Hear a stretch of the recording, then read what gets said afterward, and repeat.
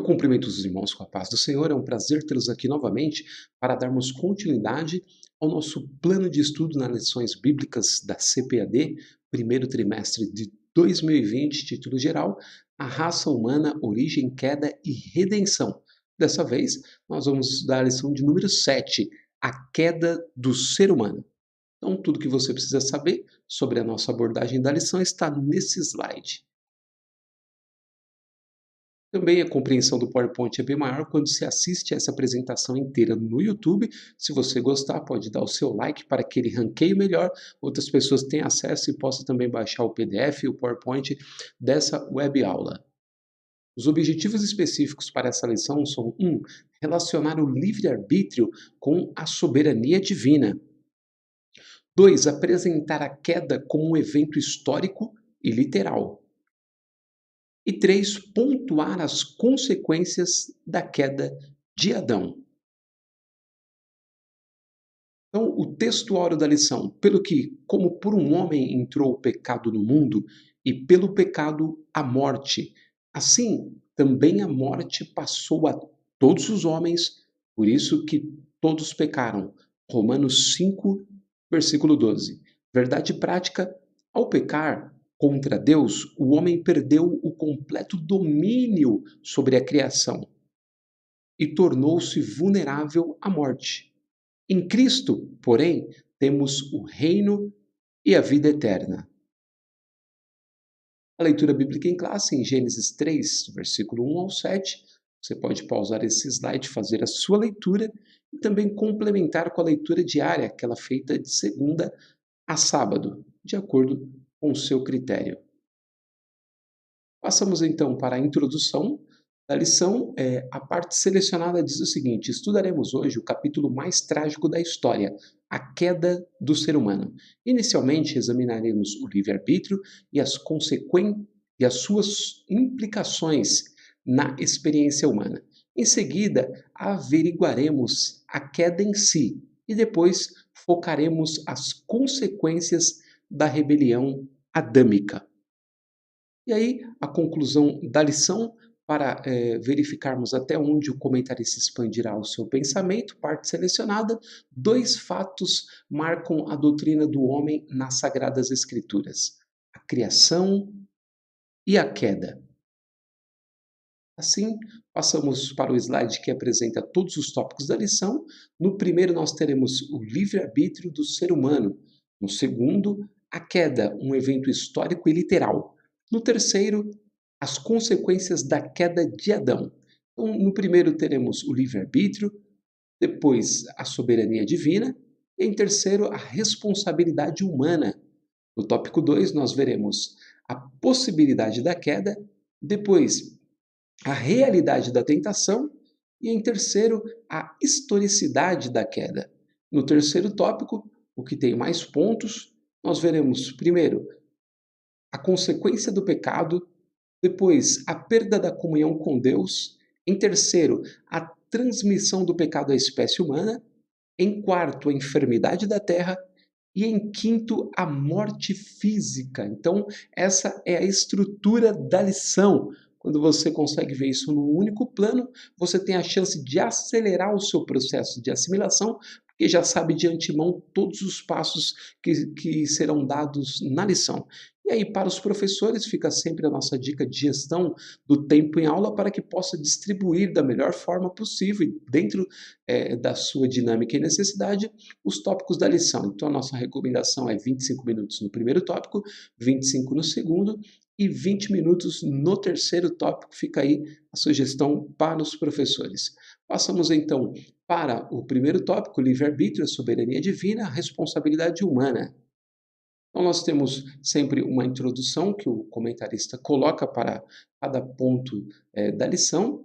E aqui, no primeiro ponto, livre-arbítrio, parte selecionada, é o dom que recebemos de Deus, através do qual podemos desimpedidamente escolher entre o bem e o mal. E aqui, o auxílio que eu trago é do livro Teologia Sistemática de Norman Geisler, auxílio sobre esse nosso livre-arbítrio, ou seja, a liberdade de Adão envolvia uma escolha acerca do mal. E o ponto 2, a escolha que Adão fez pelo mal poderia ter sido evitada. Então você pausa aqui, faz essa leitura, faz essa reflexão para complementar esse primeiro ponto. A gente passa então para o segundo, a soberania divina. É o direito absoluto, irrestrito e inquestionável que possui Deus sobre toda a sua criação. E a dica é o seguinte: para refletir sobre esse ponto, o texto de Romanos 11, 33 ao 36, fala melhor do que qualquer comentário que façamos. Então, quando a gente fala de soberania divina, ler esse texto, que é profundo e lindo, é mais profundo do que qualquer comentário que nós possamos fazer. Ele diz: ó a profundidade da riqueza, tanto da sabedoria como do conhecimento de Deus. Quão insondáveis são os seus juízos e quão inescrutáveis os seus caminhos. Quem, pois, conheceu a mente do Senhor? Ou quem foi o seu conselheiro? Ou quem primeiro deu a ele para que ele venha a ser restituído? Porque dele e por meio dele e para ele são todas as coisas. A ele, pois, a glória eternamente. Amém. Muito profundo e fala melhor do que qualquer comentário sobre a soberania divina. A gente passa então para o ponto 3, a responsabilidade humana. Trecho selecionado: o juízo final não é ficção, é a realidade que aguarda a espécie humana na consumação de todas as coisas, tá? E aqui mais um auxílio retirado de Teologia Sistemática de Norman Geisler, que vai falar justamente sobre essa responsabilidade. Olha que interessante. Apesar de a liberdade ser boa em si mesma, ela também proporcionou o potencial para fazermos o mal. Então você pode fazer toda essa leitura, que é muito interessante, e refletir sobre isso. Se você não pode praticar o mal, então na verdade você não é livre. Mas se você tem liberdade para também fazer tanto o bem quanto o mal, aí você é livre. Assim, fechamos o primeiro tópico e iniciamos o segundo, a queda, um evento histórico literal. Primeiro ponto, a possibilidade da queda, depois a realidade da tentação e terceiro, a historicidade da queda. Então, a gente tem, mais uma vez, uma introdução que o comentarista sempre coloca em cada tópico e no primeiro ponto, a possibilidade da queda, texto selecionado. Em sua inquestionável soberania, Deus criou Adão e Eva livres, permitindo-lhes o direito de obedecê-lo ou não. Então, você percebe que esse ponto mesmo, ele tem uma conexão com o último ponto do tópico 1, que a gente acabou de ler. Então, você pode até fazer uma reflexão conjunta para você ganhar tempo nesses dois pontos. Sempre lembrando, aqui aproveitando, né, que eu estou falando isso, sempre lembrando que o nosso propósito aqui não é dar aula desenvolvida. Nosso propósito aqui é indicar caminhos mais objetivos para que você possa, através da sua capacidade de raciocínio e da sua imersão no texto, poder expandir o seu pensamento sobre ele. Porque a aula pronta é bom para repetir. Né? A gente ouve uma aula inteira prontinha, já com todos os conceitos prontos, aí você vai lá e repete. Mas para quem precisa raciocinar e absorver, bom é a gente estudar a lição. Então, nosso propósito aqui é sempre fornecer caminhos, ok? Eu coloquei o ponto 2 junto à realidade da tentação. Ao ser tentada pela serpente, Eva deixou-se enganar pela velha e bem arquitetada mentira de Satanás. A possibilidade de um homem vir a ser um Deus. Esse era o engano, essa era a mentira da serpente. E aqui, mais um auxílio, ok? Retirado agora do livro Conhecendo as Doutrinas da Bíblia, tá? De Meyer Pearman. Então você pode fazer essa leitura para complementar o seu raciocínio sobre esses dois pontos, ok? A gente passa então para o terceiro ponto, a historicidade da queda, tá? A narrativa do ser humano tem de ser acolhida de forma literal, pois o livro de Gênesis não é uma coleção de parábolas mitológicas, mas um relato histórico confiável. Tratemos com temor e tremor a Bíblia Sagrada, a inspirada, inerrante e infalível completa palavra de Deus. Aqui não precisa de nenhum complemento, porque nós acreditamos na palavra de Deus pela fé e pela capacidade de raciocínio que Ele nos deu. Então, a dica aqui foi retirada de Teologia Elementar, de Emily Bancroft, ok? Você pode ler também esse trecho para complementar essa questão da narrativa, ok? Da historicidade da queda. Então, a gente termina esse segundo tópico e vamos para o terceiro, as consequências da queda de Adão.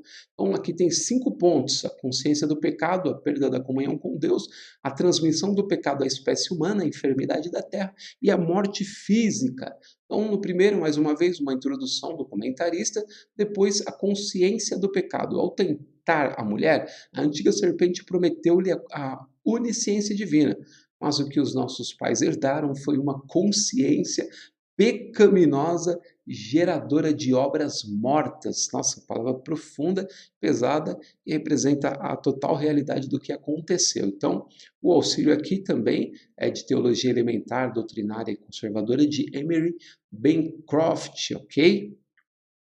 Aí a gente passa para o ponto 2, a perda da comunhão com Deus, trecho selecionado: de agora em diante não poderiam mais viver no jardim do Éden, onde diariamente conversavam com o Senhor. O auxílio aqui é nada melhor do que um texto bíblico, né, para representar a gravidade do que aconteceu ali. E Isaías 59:2 ele diz: mas as vossas iniquidades fazem separação entre vós e o vosso Deus, e os vossos pecados encobrem o seu rosto de vós, para que não vos ouça. Então, a comunhão é perdida quando o pecado toma lugar. A gente passa, então, para o terceiro ponto, a transmissão do pecado à espécie humana, trecho selecionado: aquilo que chamamos de pecado original contaminou universalmente a humanidade, tá? E a dica, mais uma vez, aqui é um texto de Teologia Elementar do Emily Bancroft, ok? Você faz a sua leitura para complementar esse trecho. E aqui a enfermidade da terra. Por causa do pecado de Adão, até a própria terra adoeceu. Expulso do Éden, Adão teria de trabalhar com redobrado esforço, a fim de prover o seu sustento cotidiano. Então, eu acho muito importante aqui, a dica, na verdade, ela é da revista do terceiro trimestre de 2019, na lição 9, a mordomia do trabalho, no ponto 3, o trabalho depois da queda. Então, se você buscar lá essa revista ou achar aqui mesmo no canal o comentário sobre essa lição do terceiro trimestre de 2019, você complementa esse trecho. Mas eu acho importante aqui ressaltar que muitas pessoas têm a questão do trabalho como algo penoso, né? Parece que as pessoas sempre falam isso. E por causa da queda a gente tem que trabalhar e por isso que é ruim, mas nem todo trabalho é ruim. E não é por causa da queda que o homem veio a trabalhar. Ele já trabalhava antes da queda. O que aconteceu é que o trabalho se tornou, em muitos aspectos, penoso.